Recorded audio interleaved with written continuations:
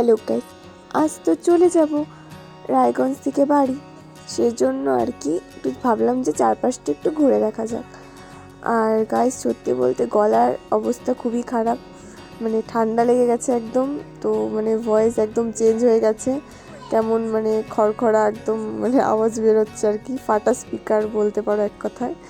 তো দেখো চারপাশটা ঘুরে দেখলাম, কত সুন্দর পুকুর আছে। আমাদের ওদিকে সেরকম পুকুর নেই, তো এখানে দেখলাম ভালো লাগে।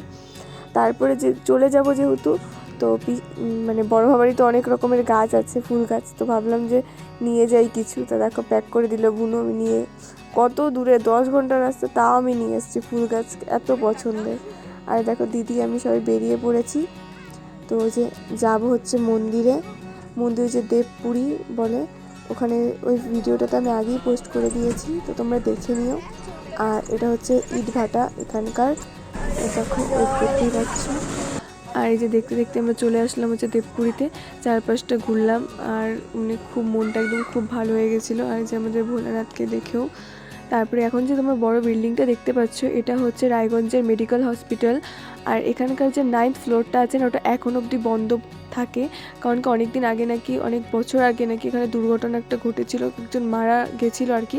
তারপর থেকে মানে ওই ফ্লোরটা খুললে মানে কোনো রকম কাজ করলে অনেক অস্বাভাবিক ঘটনা ঘটে, তারপর থেকে ওখানে মানে বন্ধই পড়ে আছে, এখন অবধি বন্ধ আছে, এখন অবধি খোলা হয়নি।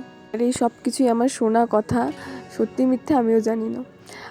আর তারপর আমরা চলে আসলাম আরেক জেঠুর বাড়ি। আসার সঙ্গে সঙ্গে জেঠু আমাকে অনেক কিছু এনে দিল, তার মধ্যে হাটে যেটা দেখতে পাচ্ছ, এটা কি মিষ্টি আমি নাম জানি না, এটাও নিয়ে এসেছিলো। এটা নাকি খুব টেস্টি খেতে, তারপর সত্যি ভালোই ছিল খেতে। তারপরে একের পর এক জিনিস, মানে কোনটা ছেড়ে কোনটা খাবো, আমার এইটুকুনি পেট, আমি কি করে এত কিছু আটাই সেটাই ভাবছিলাম।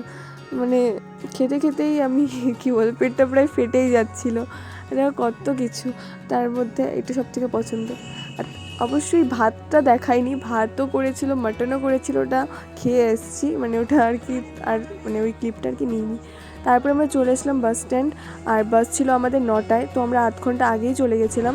তারপরে এই যে বসে আছি, বাস আসার নাম নেই। তারপরে একটু বাইরেও গিয়ে দাঁড়ালাম, দেখো এখন বাজে 11:30টায় আমাদের বাস আসলো। তারপর আবার কিছুটা যাওয়ার পর আবার কোন একটা ধাবার সামনে আবার বাস দাঁড় করো। এমনিতে তো এত লেট করেছে বাস আসতে, তার মধ্যে আবার নাকি মানে দাঁড়ানো। এখন বাজে 12:10, তাহলে দেখতেই পাচ্ছ আবার বাসটা দাঁড়িয়ে পড়েছে। আর বাসটা ছাড়ার পর যখন লাইট অফ করে দিয়েছিল, সবাই ঘুমিয়ে পড়েছিল, শুধু আমি বাদে। আমার তো ঘুমই আসছিল না। তো যাই হোক, তোমাদের ব্লগটা কেমন লাগলো অবশ্যই আমাকে জানিও।